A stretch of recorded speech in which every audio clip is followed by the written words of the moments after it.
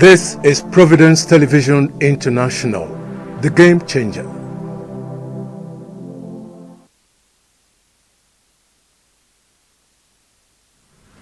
Welcome to the program Issues in the News on Providence Television International. I am Ugbebo Ikekwa. We have quite a trending issue to discuss today, but then I wouldn't let that out. I'll first of all introduce the Chairman Chief Executive Officer, Providence Television International, Dr. Emmanuel Egariba. You're welcome to the studio. Thank you very much. Today is a spectacular day, really. You know, we're talking about Valentine's Day. It's the first on this station, actually, because last year, as of February last year, we had not started operations. So this is the first time out for Valentine's Day. And, you know, the power of love is awesome. I'm not talking of love the way young people think about it. I'm talking about the love that we can situate into the mind of God, for instance, which is eternal. So, well, congratulations, particularly to parents who are having babies today. The boys will be called Valentine. The girls, of course, will be called Valentina. So congratulations to them. So back to you. Well, on this note, I want to say, I know so many of you out there, you are already waiting, itching. What could the topic be today? So I won't keep you waiting. The topic for today is electricity generation. But then we're not going to delve into that topic now. My boss just talked about love. Love will definitely go with appreciation. You have to appreciate love for it to grow. And in that same vein, our viewers out there are really appreciating the work that we do here at Providence Television International. We have some letters from them, from our mailbox, and we move to the first letter from our mailbox.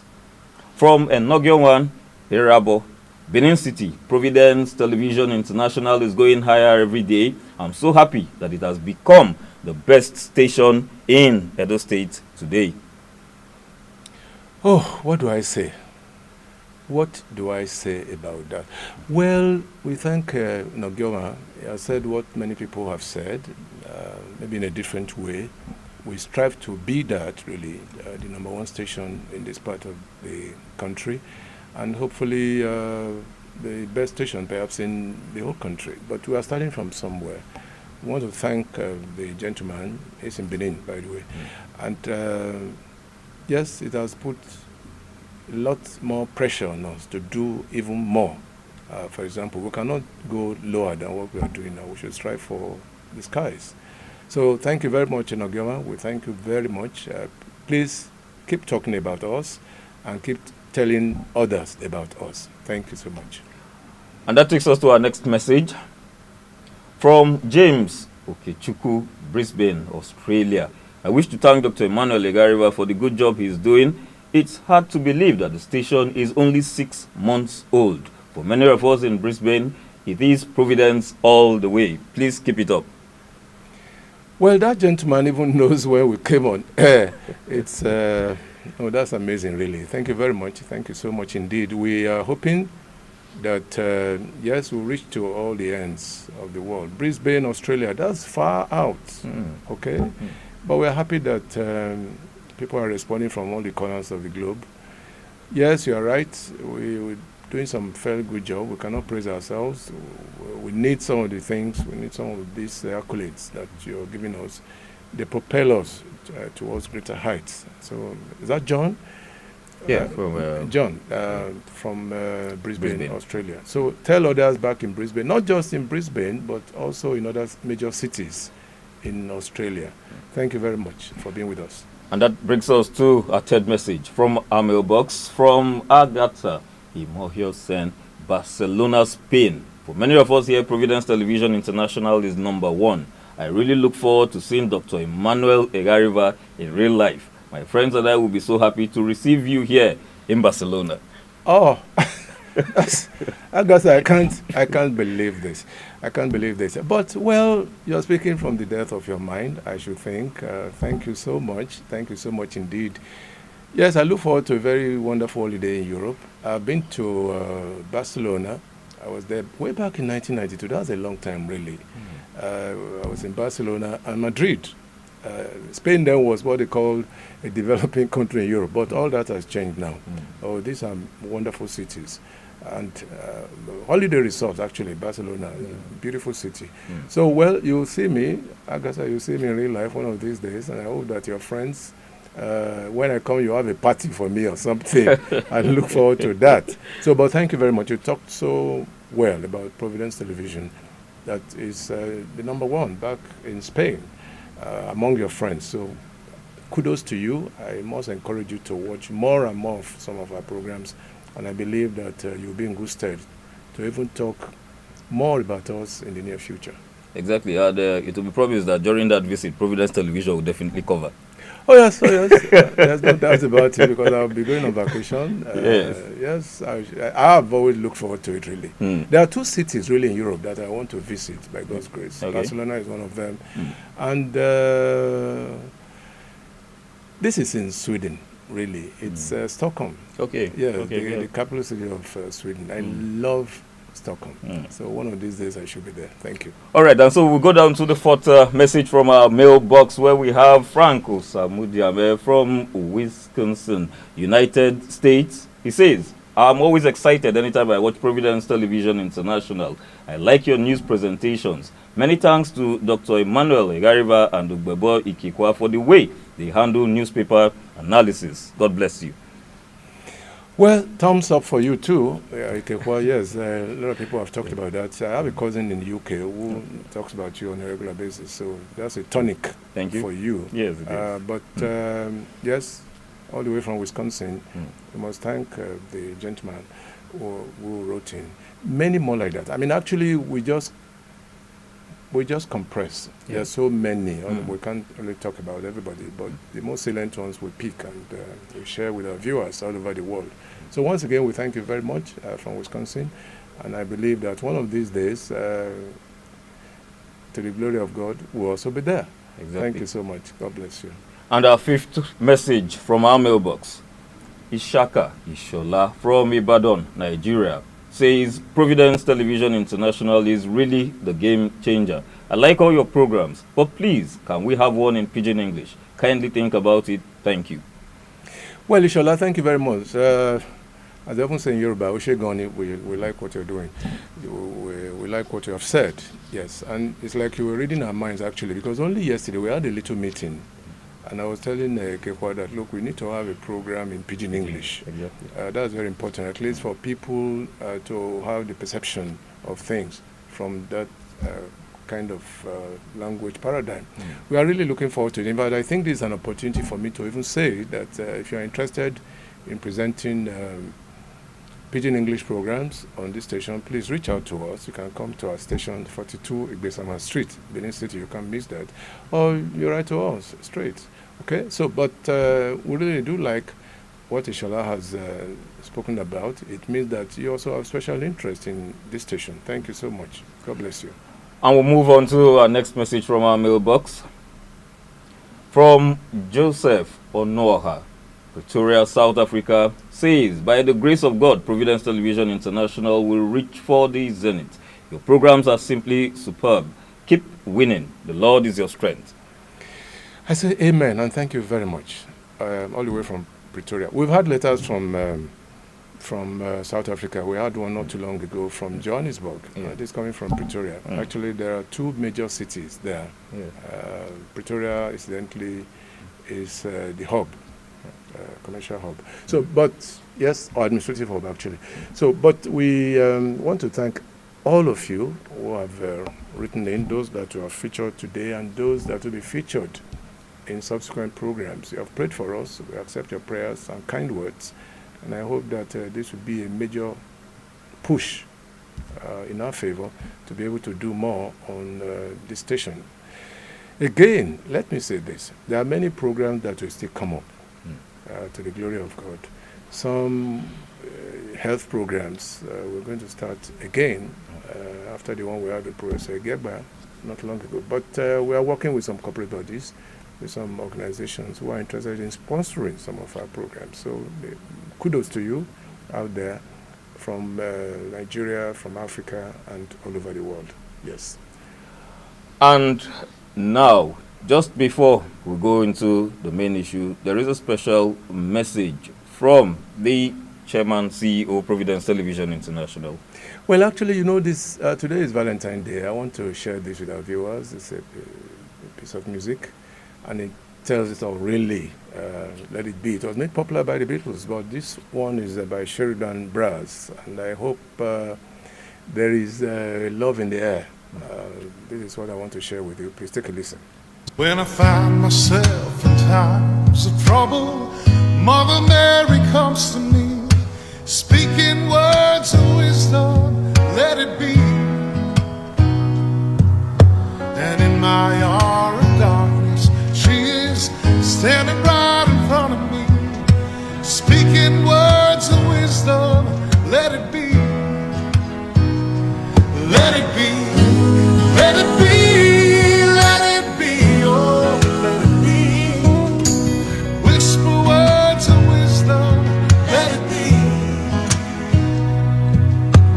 When the broken-hearted people living in the world agree, there will be an answer, let it be. For though they may be parted, there is still a chance that they will see. There will be an answer, let it be. Let it be, let it be, let it be, oh, let it be. There will be an answer, let it be. Let it be, let it be, let it be, oh, let it be. Whisper words of wisdom, let it be.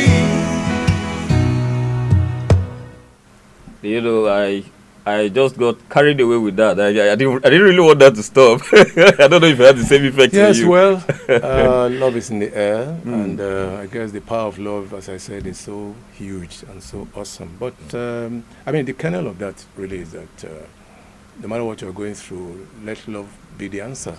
There will always be an answer when there's love. And thanks to Sheridan Brass that we are featured in that music clip.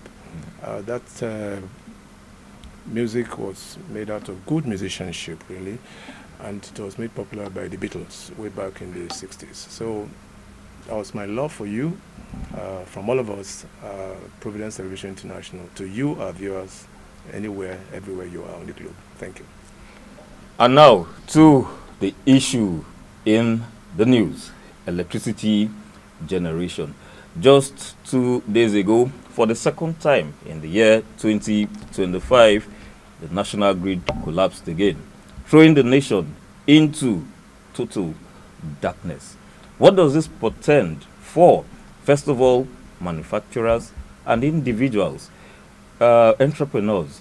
And to discuss this will be, like I said earlier on, is my boss, Dr. Emmanuel Egariva. In the first place, the question: is the Nigerian power sector actually jinxed? I think it's jinxed, if that's the word to use. I think it's jinxed because, we have had all kinds of solutions being proffered, and none of them seems to be working. So, literally speaking, you might be right to say it is jinxed. But it shouldn't be jinxed, because, this is science anyway. It's just that the individuals who are involved have not been doing their work properly. Okay. Otherwise, how can we? One thing that baffles me really is that we keep talking about the possibility of making Nigeria a developed country. How can we develop without electricity? Okay. That's the thing I don't understand. Because if you watch around the world, the countries that have made it, they paid great attention, gave the greatest attention, in fact, to electricity, power generation. But here, we are still talking about 4 something thousand megawatts. Yes, 4,500 megawatts, which to me is strange. It's strange because, first of all, we must look at the demographics, the population, and then the size of the country. So even if you have 30,000 today, we can't say that we've reached the peak. And we're talking about 4,500. Where some universities in the US have almost 5,000. Yes. Yes, just one university. So, but look at it. This is 2025. Independence 1960. We are still talking about Nigeria being a developing country after 60 years. Whereas the country, our countries, all of us were in the same pedestal. Countries like Malaysia at independence, that's what I'm saying. Yeah. Malaysia, Singapore, Taiwan, and many others. They are now developed countries. But we're still wearing the toga of a developing country after 60 years. We are still talking about power cuts, power outages, even grid collapse. We are still talking about that. Last year alone, you remember how many grid collapses we had? And this year we've had 2. Yes. And we can't talk about how many more will come. So, but why don't we sit down and think out of the box? Exactly. Because you see, look at Brazil. We're on the same pedestal with Brazil. Today, Brazil is a developed country. Along the equator, the same. All right? Brazil is now making submarines. Right? Look at Taiwan. Look at Singapore. Look at Malaysia. These are developed countries. I were on the same plate with them a few years ago, but they've left us behind. Look at Ghana, for instance. We are even talking about South Africa. In South Africa, you don't have power outages. In Morocco, you don't have power outages. I mean, a friend of mine, an old classmate of mine, came with his wife the other day. They slept over in Morocco because they were coming from a cousin's marriage ceremony. Okay. And they spent about 2 nights in Morocco. Granted that Morocco is very close to Europe, right? In Morocco at night, you can see the lights in Spain, just across the Mediterranean. But that's not the issue. The issue is they're in Africa. And the gentleman told me that for 2 days, 3 days, they were there. No power outage. Okay. Yes. Today, they are ahead of Nigeria in the economy. Right. So, we must do something about it. Manufacturers are not happy. I even heard some time ago, it was carried by one of the newspapers, I think the Guardian, which is true, that patients in UCH, they now carry generators to the hospitals, which is a shame, really. It's a shame. It is quite unheard of that patients will now carry their own generators to the hospital. It's as bad as that. Whereas, UCH, I mean, the oldest in this country, the oldest teaching hospital in this country, should have its own power supply. Yes. But I'm happy, though, that the presidency said a few days ago that many organizations will be moved out of the national grid so they can go on solar. That's what we have always discussed on this program. All the universities, particularly the first generation universities, should go on solar. They should be moved out of the grid. So we can have a leeway for general supply in this country. I'm quite disturbed that on a daily basis we have this problem all over the country, not just in one section of our nation, all over the country. When we had the collapse the other day, the whole country was thrown into darkness. Yes. Which was quite sad, which was quite tragic and unfortunate. Yeah.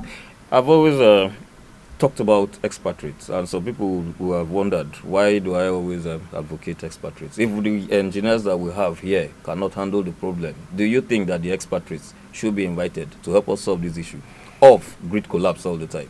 Why must we have expatriates? When we had ECN in those days, Electricity Corporation of Nigeria, we didn't have expatriates.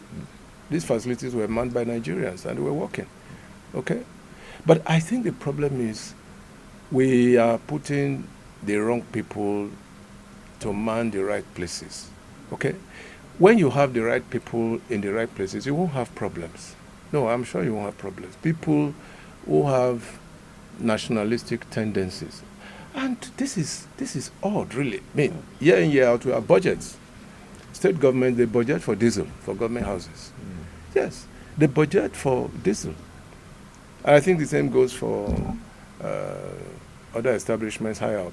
So, but that is not right for a nation like Nigeria. Okay. And well, it's a pity because every day takes us down the drain. Every day that we have power outages and things, we're going down the drain. And what's hit would probably be manufacturers. They have no other option. But I think the other day, Dangote and a few others, they were talking about having their own system we should be about 4.5 or about 5,000, 5,000. even higher than what the whole nation is putting out. If that comes up, that will be glad, but it will be something that something that will be shocking. It will be quite shocking. Yes, I can tell you. Well, just this morning in the news, one of the newspapers carried it that the federal government is planning to employ rangers to protect electricity supply facilities. And so there's always been this blame that it is vandals that are part of the problem, that they vandalize the grid and all that. Are you of this opinion? Well, it's laughable. It's laughable because why do you need rangers? Then maybe you go for hunters to also protect these facilities. Whereas they should be constructed in such a way that they are not accessible. That's what happens elsewhere around the world. These facilities, they are, look, locally, even transformers, yes, they are so vulnerable. Yes, transformers. Yes, say vandals and other. We had Chief Ezekwere here the other day, and he said something like that. He's into transformers. And I said, these things are vulnerable. So why don't we construct them in such a way that they become impenetrable? Yes. I mean, you can't penetrate them. Why do we need civil defense and all of that? Okay. And in any case, the security agencies must do it in such a way that those that are caught must be brought to justice. All right?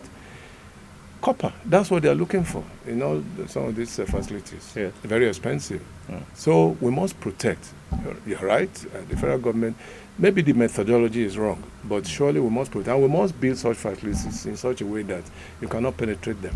And I think that's the ultimate solution. Yeah, you mentioned Chief Ezekwere. He was in the station, some days ago, and he raised this very vital point. I know it will shock so many of our viewers out there that till now, Nigerians still import transformers. Meanwhile, we have the likes of Chief Ezekwere who wanted to have his own, but based on some tribalistic tendencies, it was stopped. What's your take on this? The man explained it all.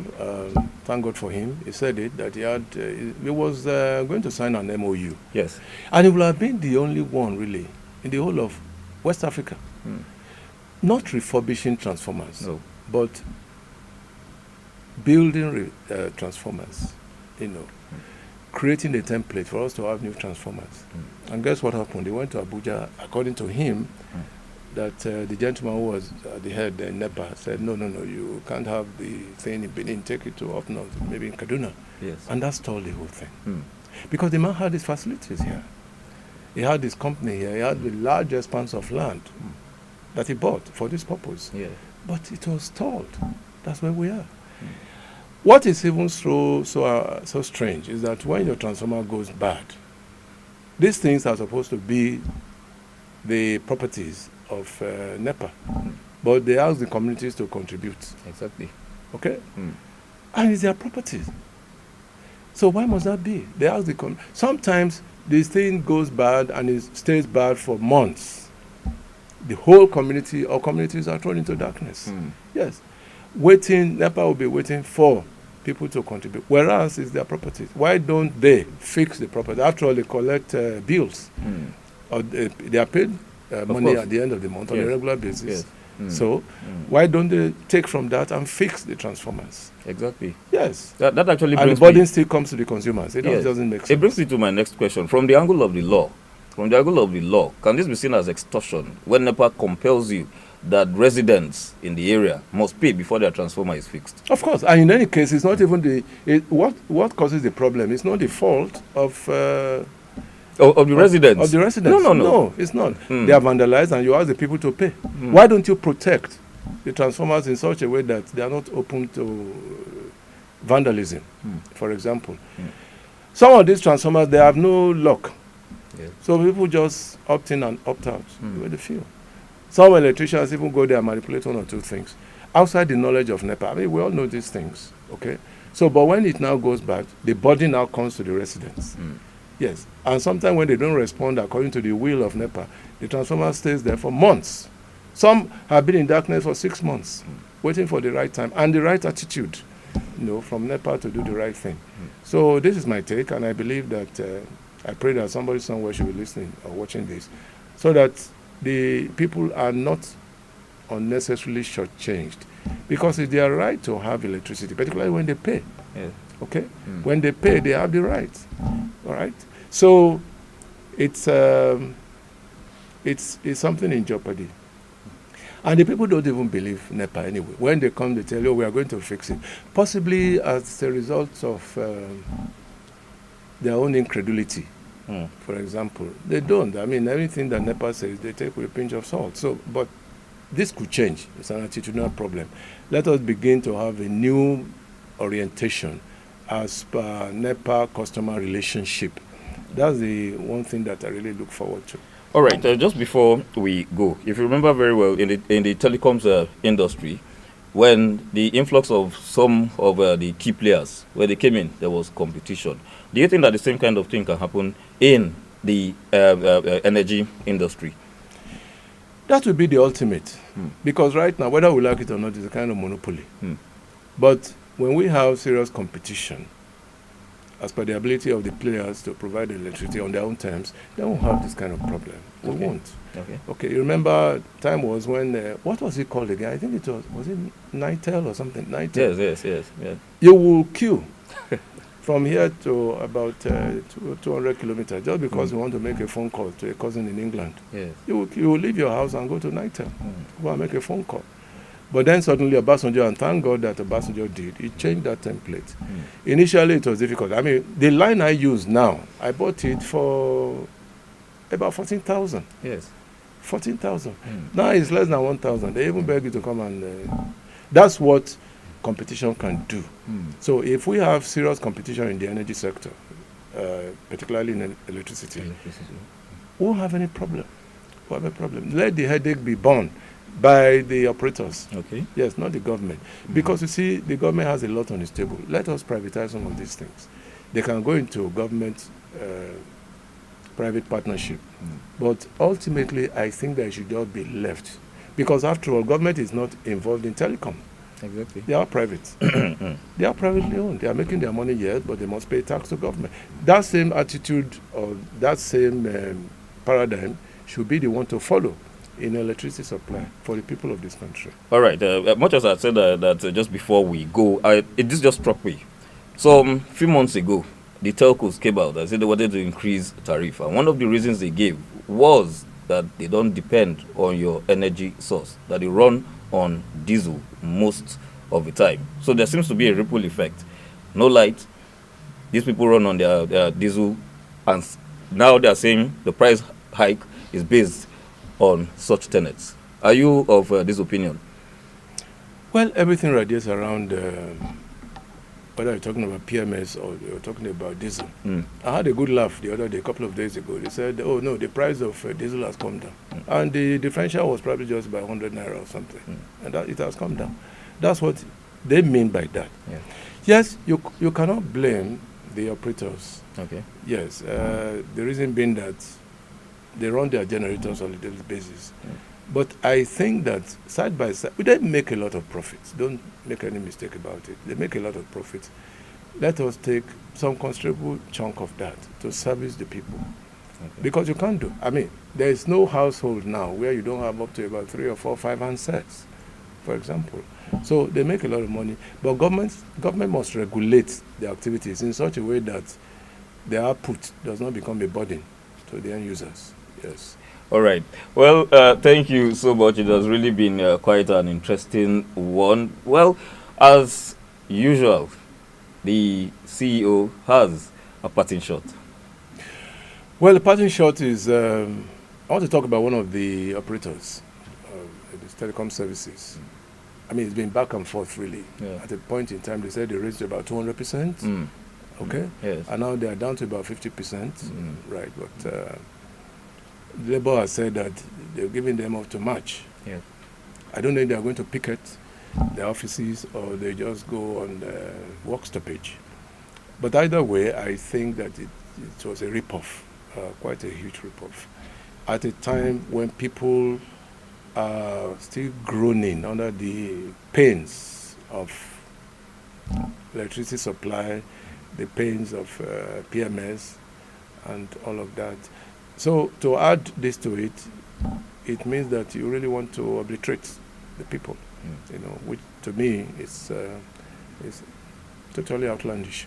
So we are hoping that it's only one of them actually, but I don't want to mention the name. Yes, exactly. Yes, it's only one of them that is doing this. But government also has told them, I think the House of Reps has told them that, look, you must improve on your services. If you want the tariff to go up, improve on your services, and we'll play ball. So let's hang it at that. All right. Thank you so much. Well, viewers out there, thank you for staying tuned. Please remember to tell your friends and family about Providence Television International. From the station, management and staff of Providence Television International, we wish you a happy Valentine's Day.